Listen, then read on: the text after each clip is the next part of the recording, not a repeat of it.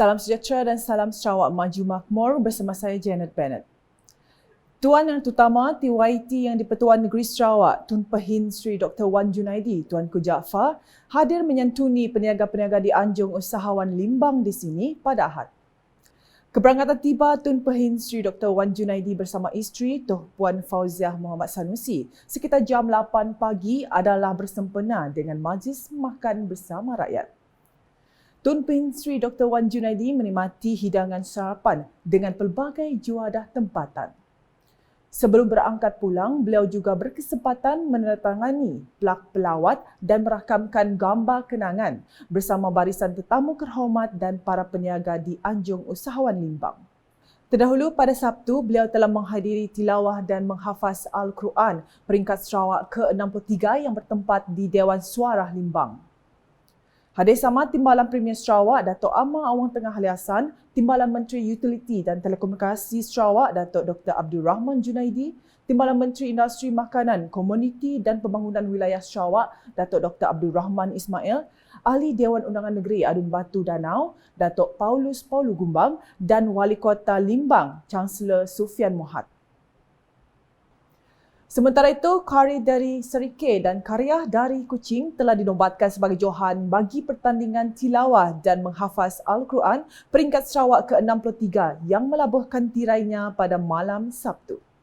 Mukhlis Yaya dan Nur Syakura Muhammad Musa masing-masing mengungguli kategori tilawah Al-Quran dan berjaya membawa pulang hadiah wang tunai RM10,000, piala pusingan, piala iringan, hadiah iringan, sijil penyertaan dan pakej menunaikan umrah.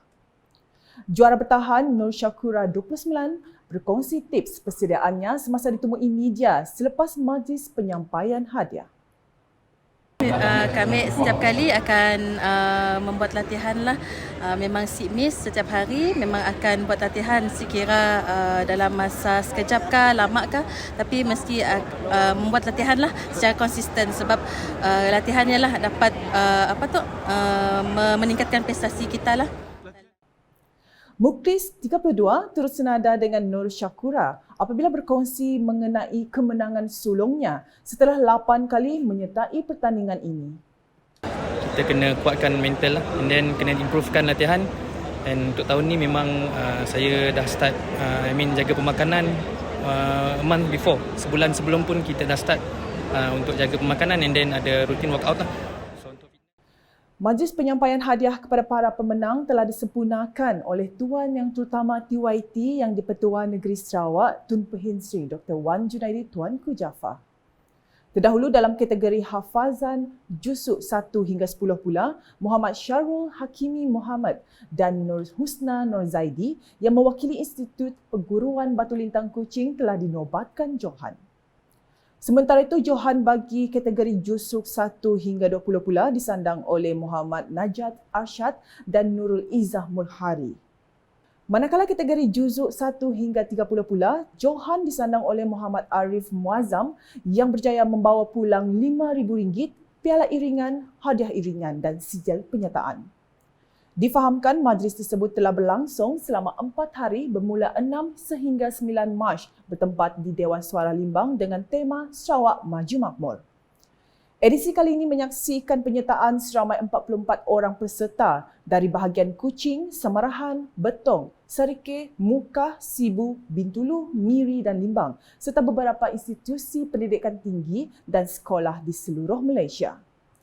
Hadir sama Tuh Puan Fauziah Muhammad Sanusi, Timbalan Premier Sarawak Datuk Amar Awang Tengah Ali Hassan, Timbalan Menteri Utiliti dan Telekomunikasi Sarawak Datuk Dr. Abdul Rahman Junaidi, Timbalan Menteri Industri Makanan, Komuniti dan Pembangunan Wilayah Sarawak Datuk Dr. Abdul Rahman Ismail, Timbalan Menteri Pengangkutan Datuk Hasbi Habibullah, yang di-Pertua Majlis Islam Sarawak Datuk Misnu Taha dan Dif-Dif Kehormat yang lain. Aliran air di kawasan bandar yang mengalir ke Sungai Sarawak akan dipecahkan ke Sungai Salak bagi mengatasi masalah limpahan air berlaku. Timbalan Perdana Menteri Datuk Sri Fadilah Yusof berkata, limpahan air sering berlaku terutamanya apabila musim air pasang bertembung dengan hujan lebat berpanjangan sehingga menyebabkan baraj tidak dapat dibuka untuk mengalirkan ia ke laut. Hal ini ujarnya telah menyebabkan fenomena banjir seperti mana yang berlaku di beberapa kawasan bandar Kuching baru-baru ini. Tapi apa yang belum dapat diselesaikan ialah bila berlaku hujan lebat yang berpanjangan bertembung dengan air pasang besar. Bila baras ditutup, air tidak dapat keluar. Itu menyebabkan kawasan-kawasan tertentu melimpah air. Dan apa yang kita lakukan fasa kedua ialah untuk mengalihkan aliran air daripada Sungai Sarawak keluar ke Sungai Salak. Maknanya dipecah dua. Bukan lagi bertumpu di sini tapi akan dialihkan ke tempat lain. Beliau berkata demikian ketika ditemui media selepas menyempurnakan majlis penyerahan voucher program Back to School Parlimen Petrajaya pada Sabtu. Mengulas lanjut mengenai perkara tersebut, beliau yang juga Menteri Perolehan Tenaga dan Transformasi Air memberitahu bahawa perancangan projek berkenaan telah diadakan mengikut fasa di mana fasa 1 telah pun dijalankan yang melibatkan pembinaan baraj di kawasan pertembungan sungai dan laut, manakala fasa lain akan dijalankan pada tahun hadapan. Ada satu tender dalam proses penilaian sekarang ini. Desain sedang dilaksanakan oleh JPS Sarawak dan hopefully kalau desain itu dah siap, tahun ini dapat ditender dan tahun depan akan dapat bermula. Terdahulu, Datuk Seri Fadilah yang juga Ahli Parlimen Petrajaya telah menyampaikan voucher dan beg sekolah kepada lebih 1,000 orang pelajar sekolah dari kawasan Dewan Undangan Negeri Dun Tupong, Dun Semariang dan Dun Satok.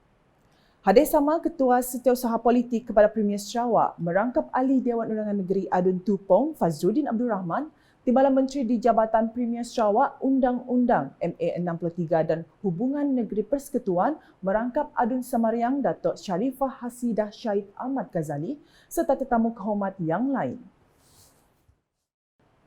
Warga wanita Bukit Saban dipuji atas komitmen dan kesetiaan mereka yang sentiasa menyokong kerajaan. Timbalan Premier Sarawak Datuk Ahmad Douglas Munga Abbas berkata setiap kali pilihan raya mereka sentiasa berada di barisan hadapan dalam kempen dan memastikan pengundi menyokong calon kerajaan. Menurutnya mereka adalah tulang belakang Kerajaan Gabungan Parti Sarawak GPS. Katanya kerajaan Sarawak benar-benar terhutang budi kepada mereka kerana rasa tanggungjawab dan kesetiaan mereka yang mendalam terhadap perjuangan parti dan lebih lagi dalam menyumbang kepada kejayaan calon GPS. Ahli Dewan Undangan Negeri Adun Bukit Saban itu berkata demikian ketika merasmikan Hari Wanita Bukit Saban di sini pada Sabtu. Kini ujarnya kaum wanita amat diperlukan terutamanya menggerakkan dua agenda utama kerajaan iaitu menggalakkan kecemerlangan akademik dalam kalangan pelajar luar bandar dan menjana pendapatan melalui aktiviti ekonomi yang berkaitan. Justru katanya, Kerajaan Sarawak berharap golongan wanita kita akan terus memainkan peranan mereka dengan memberikan komitmen yang sama. Terdahulu, Ahli Parlimen Betong Dr. Richard Rapu dalam ucapannya berkata, golongan wanita akan terus menghadapi pelbagai cabaran seperti isu ketidaksamaan dan diskriminasi.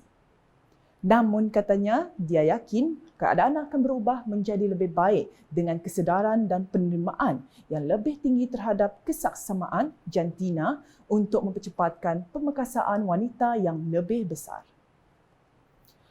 Kerajaan Sarawak telah merancang pelbagai pembangunan untuk dilaksanakan di kawasan Batu Kawah termasuklah pembangunan keperluan agama-agama lain. Timbalan Premier Sarawak, Datuk Amar Profesor Dr. Sim Kui Hian berkata, antara pembangunan yang telah dirancang termasuklah pembinaan Jambatan Batu Kawah 2 yang mampu mengurangkan masalah kesesakan lalu lintas serta projek rumah mampu milik di Kampung Segedut. Dalam pada itu katanya, Gereja Saint Mark Batu Kawah turut dinaik taraf dengan dana daripada unit hal ehwal agama-agama lain UNIFOR sebanyak 20 juta ringgit bagi menampung jumlah umat Kristian yang semakin ramai. Beliau berkata demikian semasa berucap dalam majlis pecah tanah pelebaran Gereja Saint Mark Fasa 1 di sini pada Sabtu. Tambah Ahli Dewan Undangan Negeri Adun Batu Kawah itu lagi, pihak UNIFOR kini sentiasa aktif dalam membantu agama-agama lain membaiki dan membaik pulih rumah ibadat mereka. Hadir sama Ketua Biskop Simon Poh, Uskup Agong Emeritus John Ha, Wakil UNIFOR dan Wakil Persatuan Gereja-Gereja Sarawak. Kerajaan Sarawak bertanggungjawab menyediakan persekitaran yang kondusif dan memastikan setiap atlet merasai pengalaman yang bermakna sepanjang berlangsungnya Tamasya Sukan Malaysia Sukma ke-21 dan Para Sukma ke-21. Premier Sarawak Datuk Petinggi Tan Sri Dr. Abang Abdul Rahman Zahari Tun Datuk Abang Openg berkata, dengan sokongan daripada semua pihak, beliau yakin Sarawak mampu menjadikan kedua-dua kejohanan ini meninggalkan impak positif kepada perkembangan sukan negara. Menurutnya, ini merupakan kejohanan terbesar sejak Sukma dan Para Sukma diadakan buat kali pertama pada tahun 1986.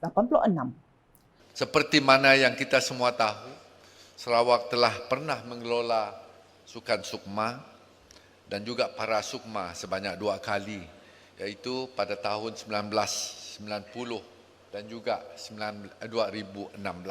Usaha mengelola Sukma dan Para Sukma adalah satu amanah dan tanggungjawab yang tinggi yang perlu dipikul bersama oleh semua pihak, sama ada daripada pihak tuan rumah, daripada kontingen-kontingen negeri.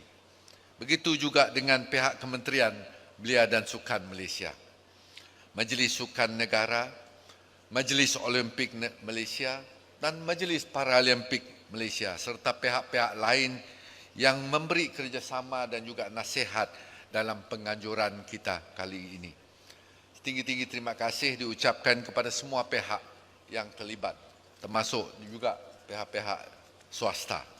Beliau berkata demikian menerusi teks ucapan yang dibacakan oleh Menteri Belia, Sukan dan Pembangunan Usahawan Sarawak, Datuk Seri Abdul Karim Rahman Hamzah yang mewakili beliau melancarkan Sukma dan Para Sukma ke-21 Sarawak 2024 di Kuching pada Sabtu.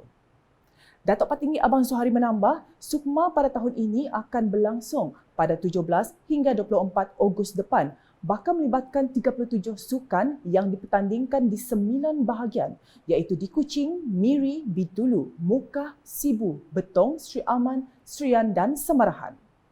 Manakala untuk Para Sukma pula, katanya sebanyak 10 sukan akan diadakan sebulan selepas Sukma berlangsung, iaitu pada 20 hingga 29 September di sekitar bahagian Kuching sahaja. Justru beliau meletakkan harapan tinggi pada para atlet agar dapat mencapai prestasi cemerlang dalam mewakili negeri masing-masing dengan penuh semangat kesukanan dan dedikasi.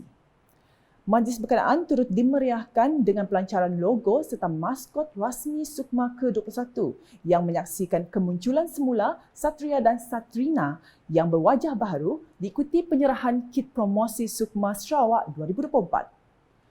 Terdahulu, Menteri Belia dan Sukan Hana Yoh memberitahu Tamasya Sukan itu perlu diadakan contoh dalam mewujudkan persekitaran sukan yang selamat berlandaskan kod sukan selamat yang dilancarkan Kementerian Belia dan Sukan KBS pada 15 Mac 2023. Sehubungan itu, beliau menyeru agar semua persatuan sukan memasukkan elemen sukan selamat dalam perlembagaan persatuan dan membangunkan polisi sukan selamat masing-masing. Melalui persekitaran sukan yang lebih kondusif, ianya akan memberi keyakinan kepada ibu bapa untuk terus memberi galakan kepada anak-anak mereka untuk kekal bersaing secara berterusan. Kod Sukan Selamat juga boleh digunakan sebagai rujukan kepada jawatan kuasa pengelola untuk mengelakkan daripada berlaku perkara-perkara yang tidak diingini. Katanya dalam ucapan yang dibacakan oleh Ketua Setiausaha KBS Dr. K. Nambulendran, hadir sama ialah Timbalan Menteri Belia, Sukan dan Pembangunan Usahawan Sarawak Datuk Jared Rentap Jabu dan Datuk Dr. Ripin Lamat, Timbalan Menteri Pembangunan Kesejahteraan Komuniti Sarawak Datuk Muhammad Waziz Hitam, Timbalan Setiausaha Kerajaan Sarawak Operasi Datuk Hee Chang Hee dan jemputan kenamaan yang lain. Perbadanan Sukan Sarawak SSC masih memantau keadaan dan perkembangan setiap persatuan yang menghantar atlet untuk berentap pada Tamasya Sukan Malaysia Sukma ke-21 yang akan berlangsung Ogos depan. Menteri Belia, Sukan dan Pembangunan Usahawan Sarawak Datuk Seri Abdul Karim Rahman Hamzah berkata, perkembangan dan prestasi atlet akan dinilai terlebih dahulu sebelum mengumumkan sasaran pingat bagi Tamasya Sukan 2 tahunan itu. Sarawak Sports Corporation sentiasa memantau tiap-tiap persatuan sukan dan melihat perkembangan. Kita belum lagi memberi sasaran tertentu, tapi apabila kontingen Sarawak kita sudah The final one nanti kita baru maklumkan baru. Beliau berkata demikian semasa ditemui media selepas mewakili Premier Sarawak, Datuk Patinggi Tan Sri Dr. Abang Abdul Rahman Zuharitun Datuk Abang Openg melancarkan Sukma dan Para Sukma ke-21 Sarawak 2024 di Kuching pada Sabtu. Bercakap mengenai inisiatif, Menteri Pelancongan Industri Kreatif dan Seni Persembahan itu berkata, kerajaan akan menyediakan inisiatif seperti sebelum ini. Seperti sumbang-sumbang yang lepas kita mesti adakan, tapi kita tidak beri penekanan terlalu tinggi ke terhadap itu. Kita mahu atlet itu bersemangat berjuang untuk menang 1, 2, 3, bukannya untuk duit. Kita tak melihatnya dari segi perspektif itu. Sekian edisi Tengah Hari bersama saya Janet Bennett. Berita lebih lanjut boleh didapati di semua platform media sosial UKAS termasuk portal ukas.sarawak.gov.my dan UKAS Channel di YouTube. Mengakhiri buletin UKAS dengan paparan pelancaran Sukma dan Para Sukma ke-21 Sarawak 2024 oleh Menteri Belia Sukan dan Pembangunan Usahawan Sarawak Datuk Seri Abdul Karim Rahman Hamzah di Kuching pada Sabtu. #Saluran Informasi Rakyat, Salam UKAS.